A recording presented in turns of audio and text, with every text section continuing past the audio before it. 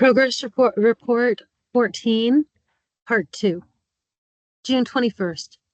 I've added time sequences of increasing complexity to the three-dimensional maze, and Algernon learns them easily.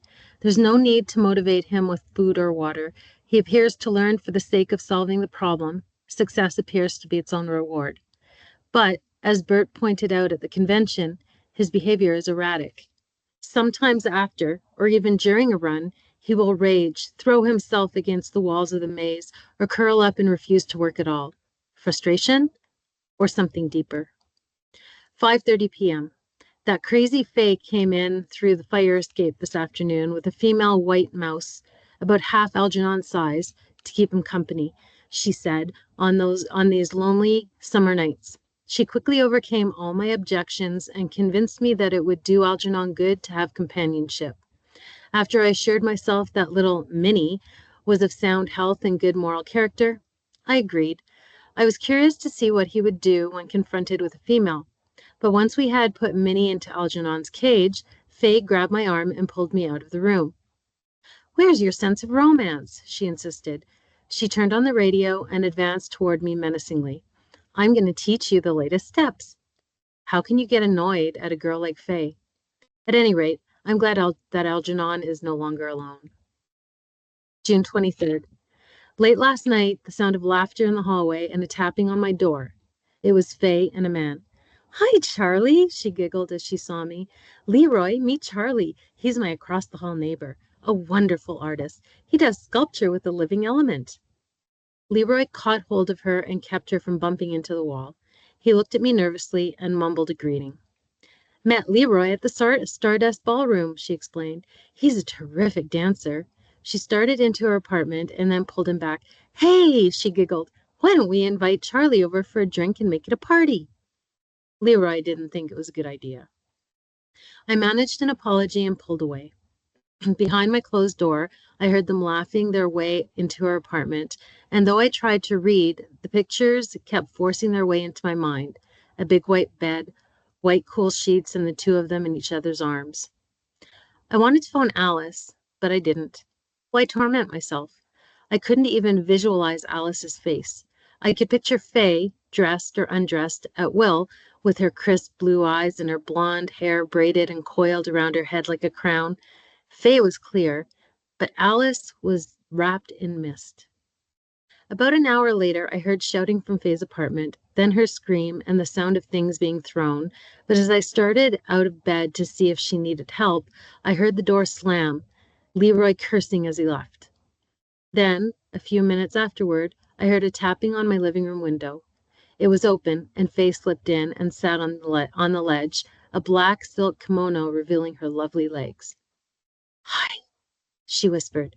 "Got a cigarette?" I handed her one, and she slipped down from the window ledge to the couch. "Phew," she sighed.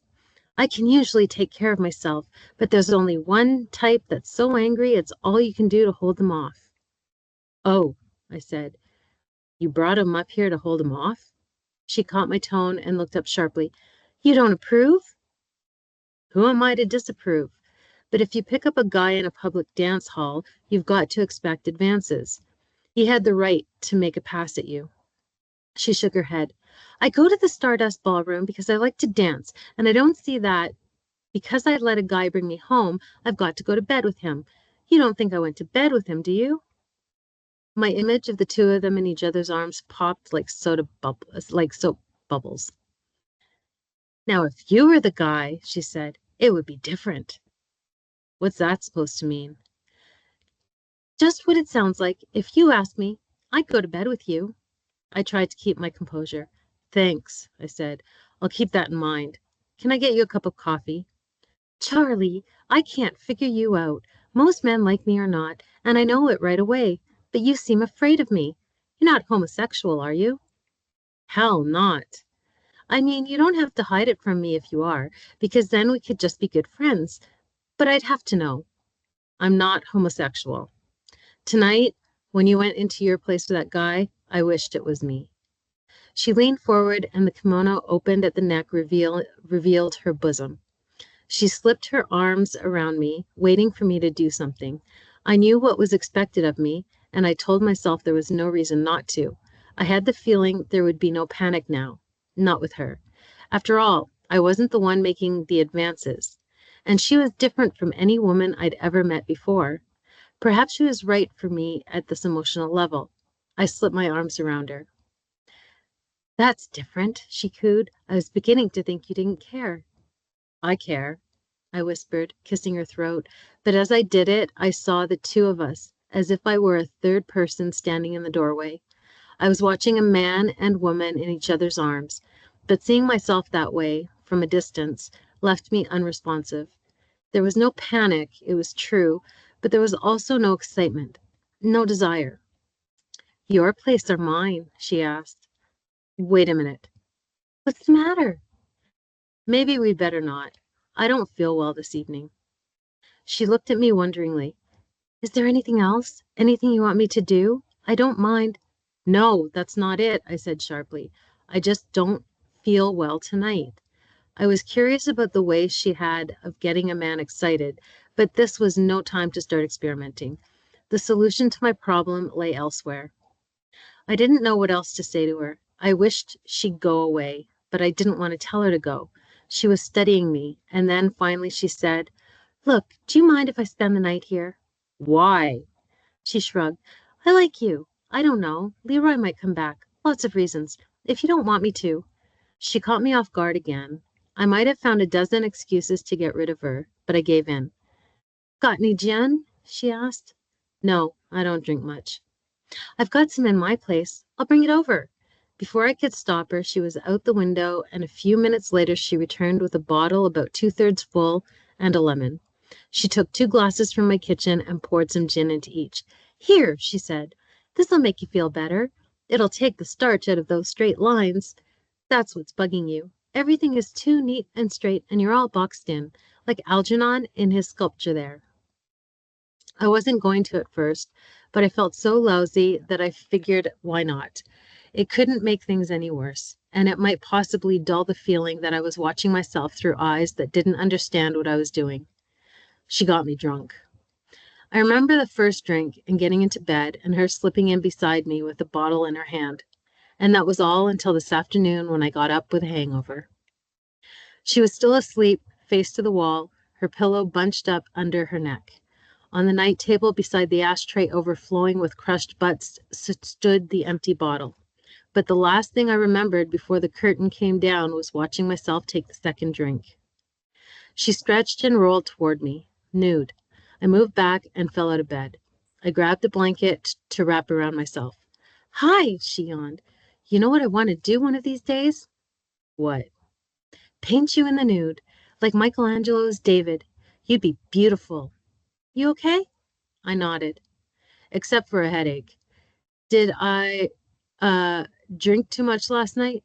She laughed and propped herself up on one elbow. You were loaded, and boy, did you act queer. I don't mean fairyish or anything like that, but strange. What? I said, struggling to work the blanket around so that I could walk. Is that supposed to mean? What did I do?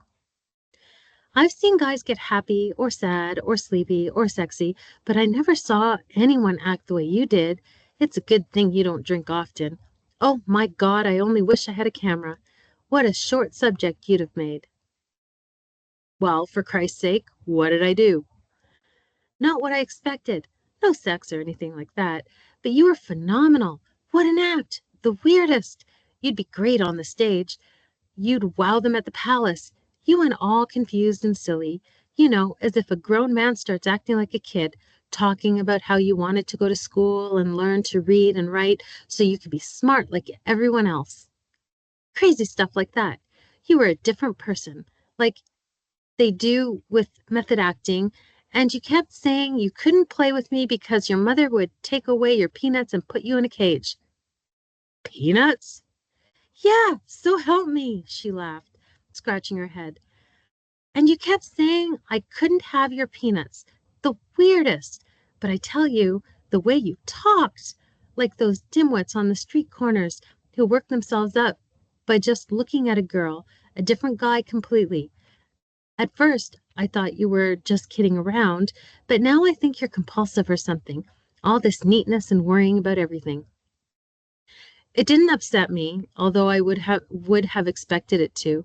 Somehow, getting drunk had momentarily broken down the conscious barriers that kept the old Charlie Gordon hidden deep in my mind. As I suspected all along, he was not really gone. Nothing in our minds is ever really gone. The operation had covered him over with a veneer of education and culture, but emotionally he was there, watching and waiting. What was he waiting for? You okay now? I told her I was fine. She grabbed the blanket I was wrapped in and pulled me back into bed. Before I could stop her, she slipped her arms around me and kissed me. I was scared last night, Charlie. I thought you'd flipped.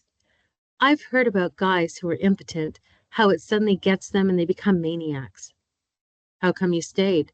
She shrugged. Well, you were like a scared little kid. I was sure you wouldn't hurt me, but I thought you might hurt yourself, so I figured I'd hang around. I felt so sorry. Anyway, I kept this handy, just in case. She pulled out a heavy bookend she had wedged between the bed and the wall. I guess you didn't have to use it. She shook her head. Boy, you must have liked peanuts when you were a kid. She got out of bed and started to dress. I lay there for a while watching her. She moved in front of me with no shyness or inhibition. Her breasts were full as she had painted them in that self-portrait. I longed to reach out for her, but I knew it was futile.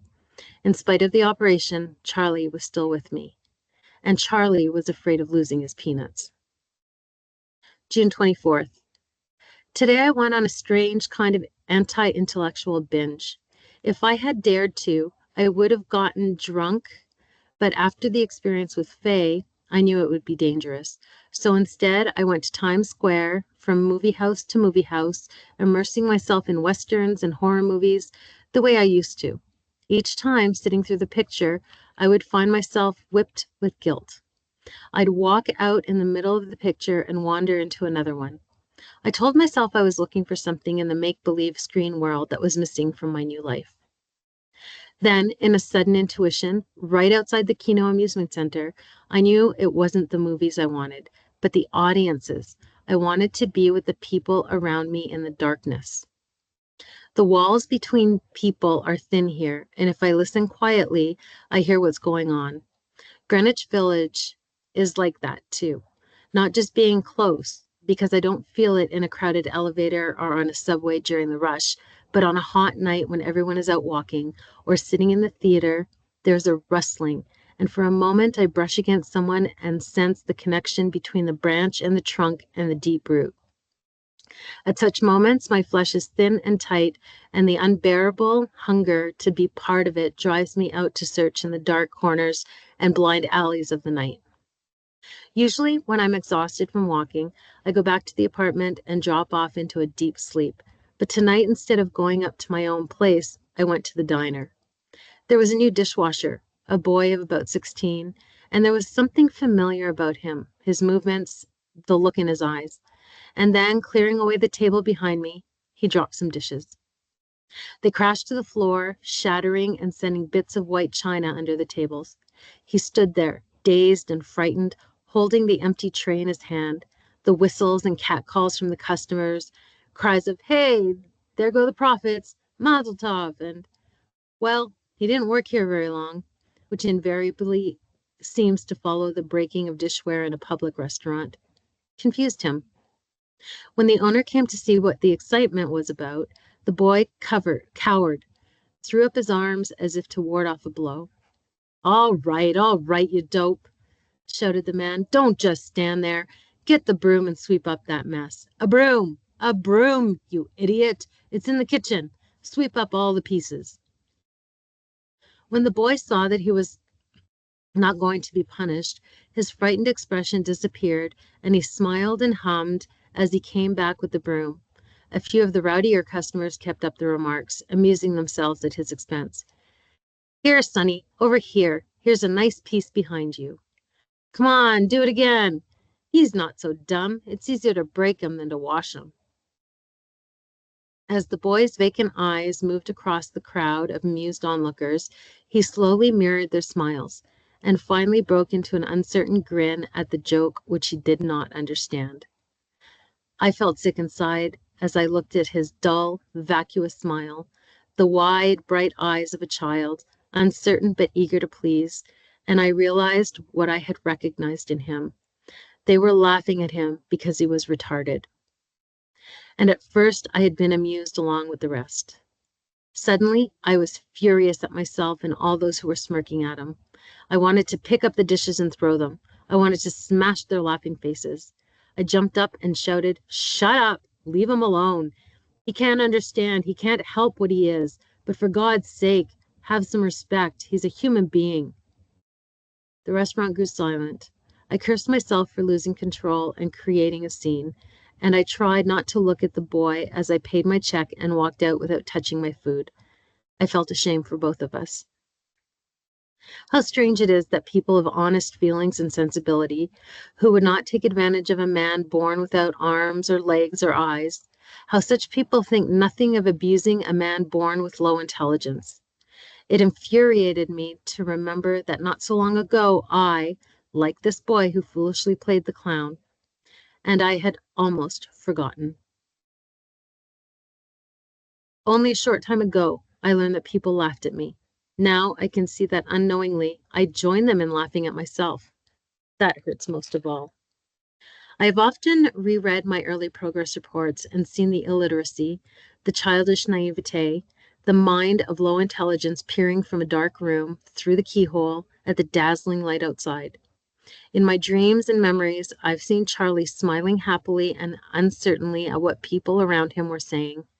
Even in my dullness, I knew I was inferior. Other people had something I lacked, something denied me. In my mental blindness, I had believed it was somehow connected with the ability to read and write, and I was sure that if I could get those skills, I would have intelligence too. Even a feeble-minded man wants to be like other men. A child may not know how to feed itself or what to eat, yet it knows hunger. This day was good for me. I've got to stop this childish worrying about myself, my past and my future. Let me give something of myself to others. I've got to use my knowledge and skills to work in the field of increasing human intelligence. Who is better equipped? Who else has lived in both worlds? Tomorrow, I'm going to get in touch with the board of directors at the Wellberg Foundation and ask for permission to do some independent work on the project. If they'll let me, I may be able to help them. I have some ideas. There is so much that can be done with this technique if it is perfected. If I could be made into a genius, what about the more than 5 million mentally retarded in the United States? What about the countless millions all over the world and those yet unborn destined to be retarded? What fantastic levels might be achieved by using this technique on normal people, on geniuses? There are so many doors to open, I am impatient to apply my own knowledge and skills to the problem. I've got to make them all see that this is something important for me to do. I'm sure the foundation will grant me permission. But I can't be alone anymore. I have to tell Alice about it. June 25th. I called Alice today. I was nervous and I must have sounded incoherent, but it was good to hear her voice, and she sounded happy to hear from me. She agreed to see me, and I took a taxi uptown, impatient at the slowness with which we moved. Before I could knock, she opened the door and threw her arms around me. "Charlie, I've been so worried about you. I had horrible visions of you dead in an alleyway or wandering around Skid Row with amnesia. Why didn't you let us know you were all right? You could have done that." "Don't scold me.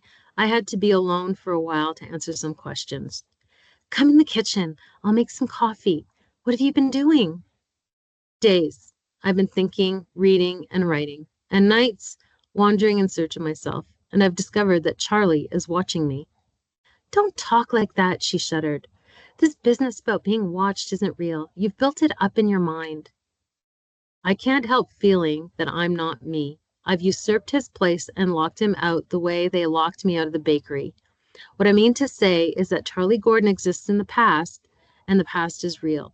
You can't put up a new building on a site until you destroy the old one, and the old Charlie can't be destroyed. He exists, At first, I was searching for him. I went to see my father. All I wanted to do was prove that Charlie existed as a person in the past so that I could justify my own existence. I was insulted when Niemer said he created me, but I've discovered that not only did Charlie exist in the past, he exists now, in me and around me. He's been coming between us all along. I thought my intelligence created the barrier, my pompous, foolish pride, the feeling we had nothing in common because I had gone beyond you. You put that idea into my head, but that's not it. It's Charlie, the little boy who's afraid of women because of things his mother did to him. Don't you see? All these months I've been growing up intellectually. I've still had the emotional wiring of the childlike Charlie. And every time I came close to you or thought about making love to you, there was a short circuit. I was excited, and my voice pounded at her until she began to quiver. Her face became flushed. Charlie, she whispered, can't I do anything? Can't I help? I think I've changed during these weeks away from the lab, I said. I couldn't see how to do it at first, but tonight, while I was wandering around the city, it came to me. The foolish thing was trying to solve the problem all by myself. That the deeper I get tangled up in this mass of dreams and memories, the more I realize that emotional problems can't be solved as intellectual problems are. That's what I discovered about myself last night. I told myself I was wandering around like a lost soul, and then I saw I was lost. Somehow, I've become separated emotionally from everyone and everything. And what I was really searching for out there in the dark streets, the last damn place I could ever find it, was a way to make myself a part of people again emotionally, while still retaining my freedom intellectually. I've got to grow up. For me, it means everything. I talked on, spewing out of myself every doubt and fear that bubbled to the surface. She was my sounding board, and she sat there hypnotized. I felt myself grow warm, feverish, until I thought my body was on fire. I was burning out the infection in front of someone I cared about, and that made all the difference. But it was too much for her. What had started as trembling became tears.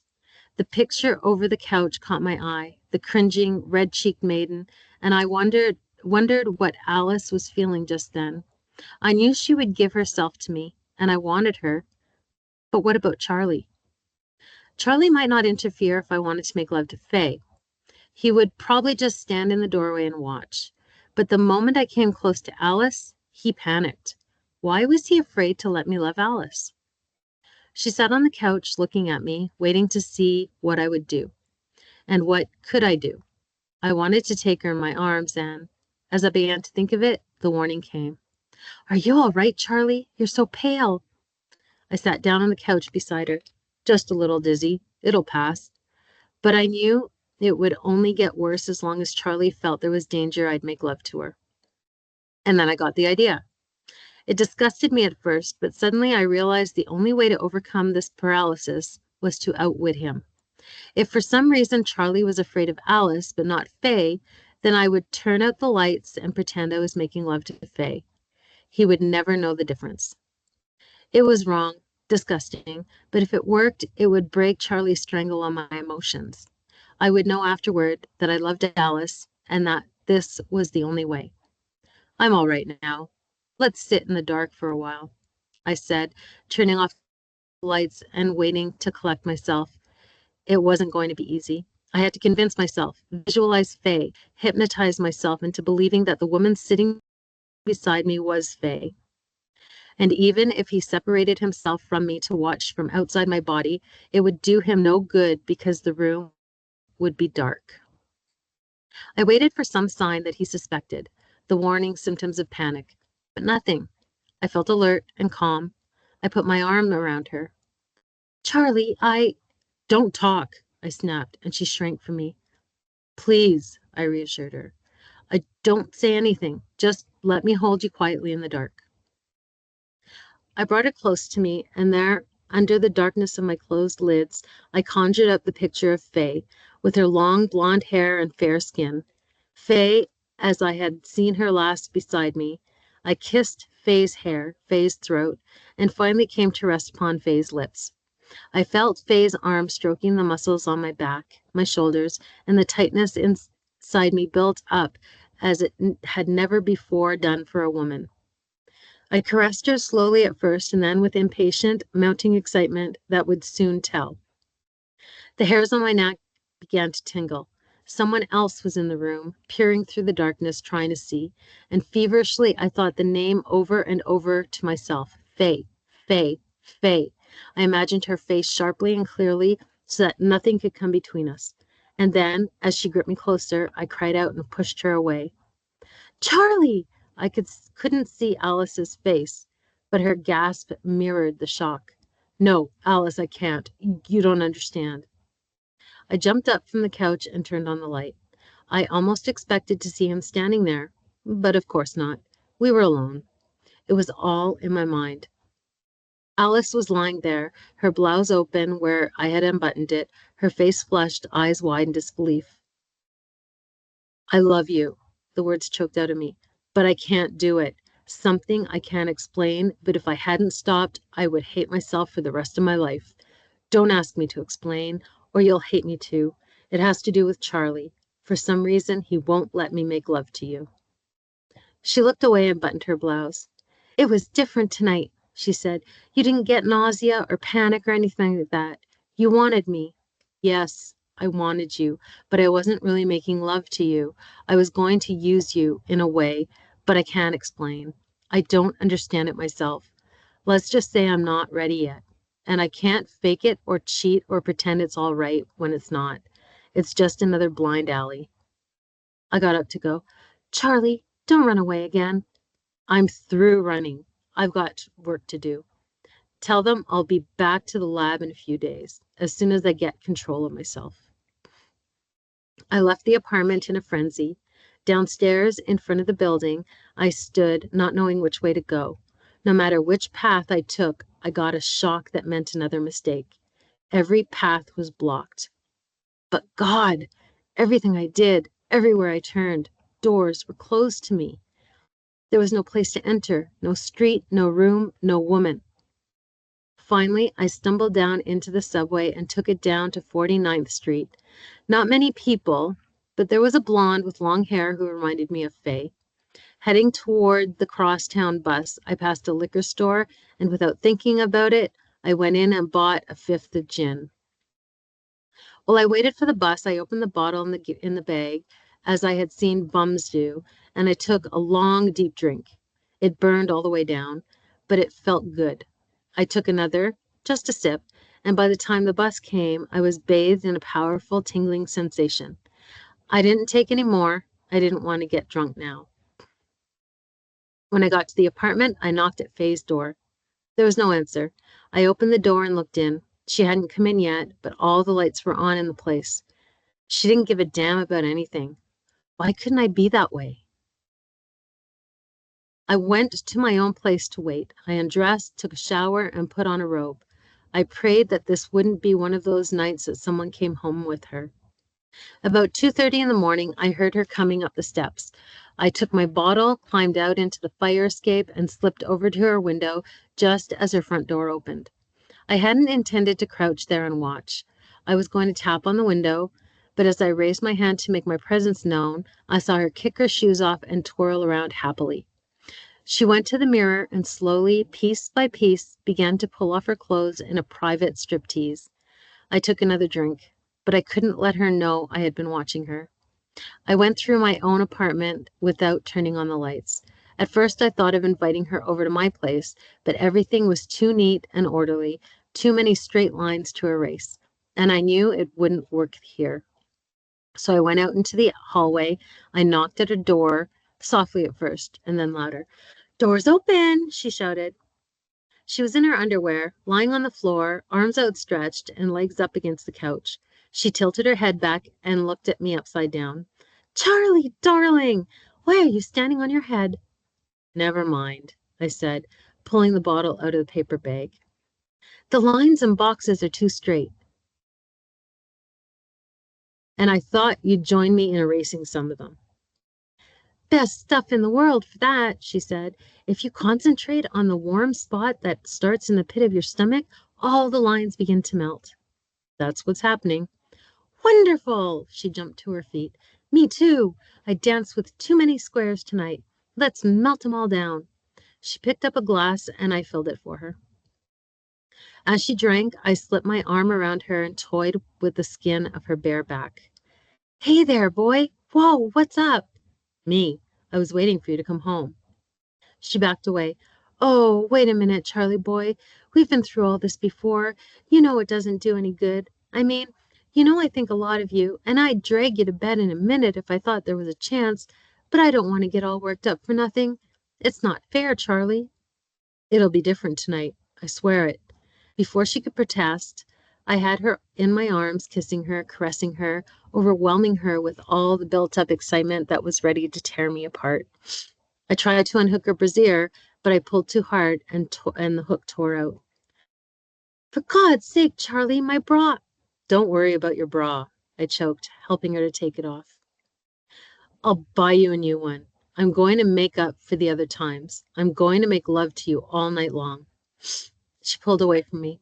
Charlie, I've never heard you talk like that. And stop looking at me as if you want to swallow me whole. She swept up a blouse from one of the chairs and held it up in front of her. Now you're making me feel undressed. I want to make love to you. Tonight, I can do it. I know it. I feel it. Don't turn me away, Faye. Here, she whispered. Have another drink. I took one and poured another for her. And while she drank it, I covered her shoulder and neck with kisses. She began to breathe heavily as my excitement communicated itself to her. God, Charlie, if you could get me started and disappoint me again, I don't know what I'll do. I'm human too, you know. I pulled her down beside me on the couch, on top of the pile of her clothing and underthings. Not here on the couch, Charlie, she said, struggling to her feet. Let's go to bed. Here, I insisted, pulling the blouse away from her.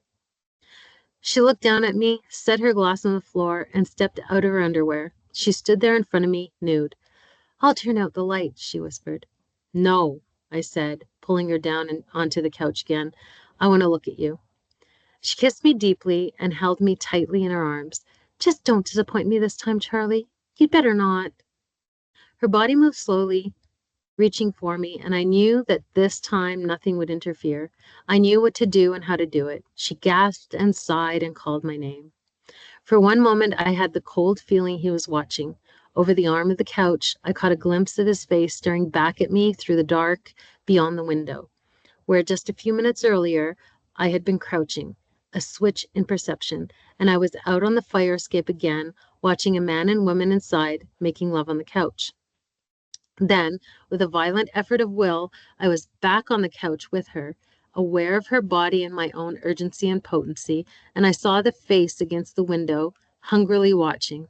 And I thought to myself, go ahead, you poor bastard, watch. I don't give a damn anymore. And his eyes went wide as he watched. June 29th. Before I go back to the lab, I'm going to finish the projects I've started since I left the convention. I phoned Lanzoff at the new Institute for Advanced Study about the possibility of utilizing the pair production nuclear photo effect for exploratory work in biophysics. At first, he thought I was a crackpot, but after I pointed out the flaws in his article in the New Institute Journal, he kept me on the phone for nearly an hour. He wants me to come to the Institute to discuss my ideas with his group. I might take him up on it after I've finished my work at the lab, if there's time. That's the problem, of course. I don't know how much time I have. A month? A year? The rest of my life? That depends on what I find out about the psychophysical side effects of the experiment. June 30th. I've stopped wandering the streets now that I have Faye. I've given her a key to my place. She kids me about my locking the door, and I kid her about the mess her place is in. She's warned me not to try to change her. Her husband divorced her 5 years ago because she couldn't be bothered about picking things up and taking care of her home. That's the way she is about most things that seem unimportant to her. She just can't or won't bother. The other day I discovered a stack of parking tickets in a corner behind a chair. There must have been about 40 or 50 of them. When she came in with the beer, I asked her why she was collecting them. Those, she laughed. As soon as my ex-husband sends me my goddamn check, I've got to pay some of them. You have no idea how bad I feel about those tickets. I keep them behind the chair because otherwise I get an attack of guilt feelings every time I see them. But what is a girl supposed to do? Everywhere I go, they've got signs all over the place. Don't park here. Don't park there. I just can't be bothered stopping to read a sign every time I want to get out of my car. So I've promised I won't try to change her. She's exciting to be with, a great sense of humor, but most of all, she's a free and independent spirit. The only thing that may become wearing after a while is her craze for dancing. We've been out every night this week until 2 or 3 in the morning. I don't have that much energy left. It's not love, but she's important to me. I find myself listening for her footsteps down the hallway whenever she's been out. Charlie has stopped watching us.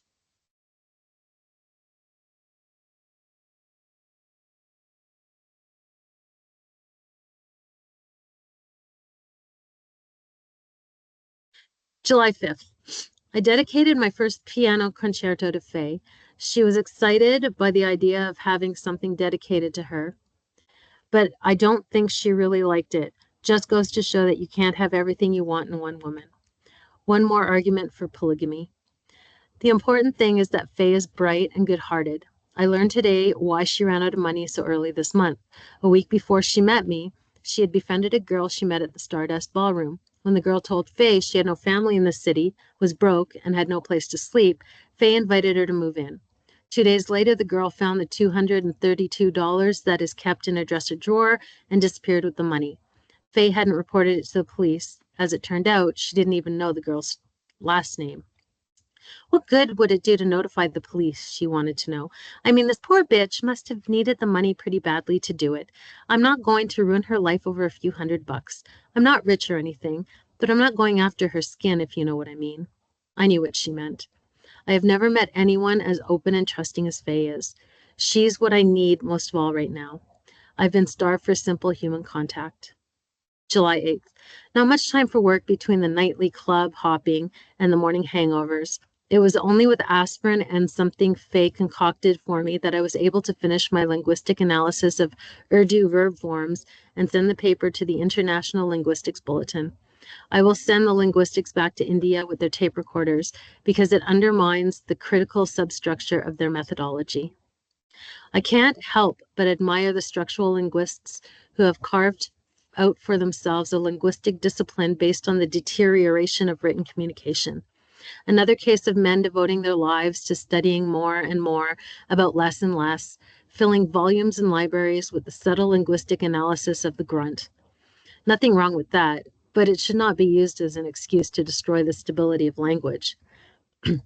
Alice called today to find out when I'm coming back to work at the lab. I told her I wanted to finish the reports I had started, and that's what I was hoping to get permission from the Wellberg Foundation for my own special study.